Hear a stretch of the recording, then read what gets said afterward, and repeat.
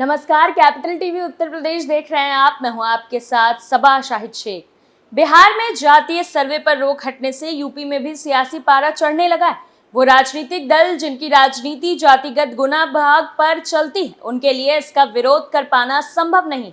यही वजह है कि सत्ता पक्ष के साथ हो या विपक्ष के, पटना हाईकोर्ट के फैसले के बाद उन नेताओं ने जातिगत सर्वे का स्वागत किया है। चाहे एनडीए का हिस्सा हो या विपक्ष के दल, सभी जातिगत जनगणना की मांग कर रहे हैं। देखिए रिपोर्ट।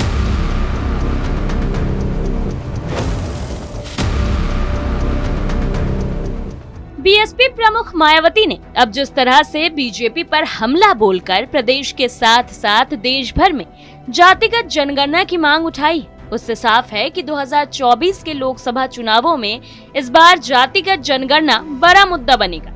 मायावती की भी राजनीतिक मजबूरी है।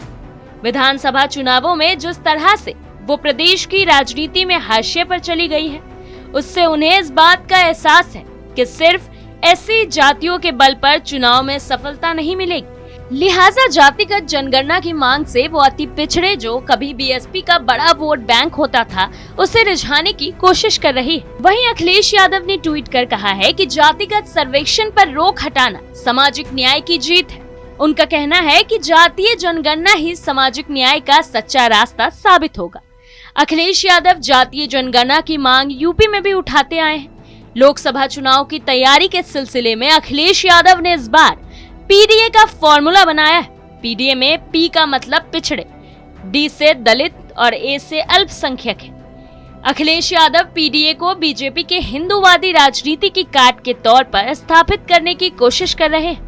वहीं उत्तर प्रदेश में जातियों की राजनीति करने वाले अन्य नेता भी जातीय सर्वे के समर्थन में रहे हैं। इसमें अखिलेश यादव और मायावती के अलावा बीजेपी के सहयोगी भी शामिल हैं। इसमें केंद्रीय मंत्री और अपना दल सोनेलाल की अध्यक्ष अनुप्रिया पटेल, यूपी सरकार में मंत्री और निषाद पार्टी के अध्यक्ष डॉक्टर संजय निषाद और सुभाषपा के अध्यक्ष ओम प्रकाश राजभर है। सहयोगियों के अलावा बीजेपी के कद्दावर नेता और डिप्टी सीएम केशव प्रसाद मौर्य भी जातिगत जनगणना के सवाल पर इसका समर्थन करते रहे।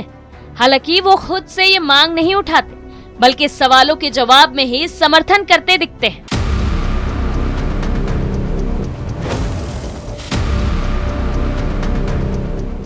उत्तर प्रदेश में जातियों का हमेशा से बेहद अहम रोल रहा है। बीजेपी को रोकने के लिए विपक्षी दलों का सबसे धारदार हथियार जातियां ही हैं। विरोधी दलों के अलावा सत्ता के साथ खड़े दल भी इस मामले पर खुलकर समर्थन करते रहे। उनकी मजबूरी भी है, क्योंकि उनकी राजनीतिक जमीन जातियों के गणित पर ही आधारित, और वो भी पिछड़ी जाति। ऐसे में वो कमजोर जातियों को इसी बहाने अपने साथ जोड़े रखने के लिए समय समय पर ये मांग उठाते रहे हैं। बीजेपी इस मामले पर बेहद सजग है। उसे मालूम है कि जातीय जनगणना का विरोध उसे नुकसान पहुंचा सकता है, इसलिए पार्टी खुलकर सामने नहीं आती। वहीं पार्टी के पिछड़े वर्ग से जुड़े नेता इसका समर्थन करते रहे हैं, जिससे उनकी छवि पिछड़े विरोधी के तौर पर ना बन जाए। फिलहाल के लिए इतना ही। बाकी तमाम बड़ी खबरों के लिए देखते रहिए कैपिटल टीवी उत्तर प्रदेश। नमस्कार।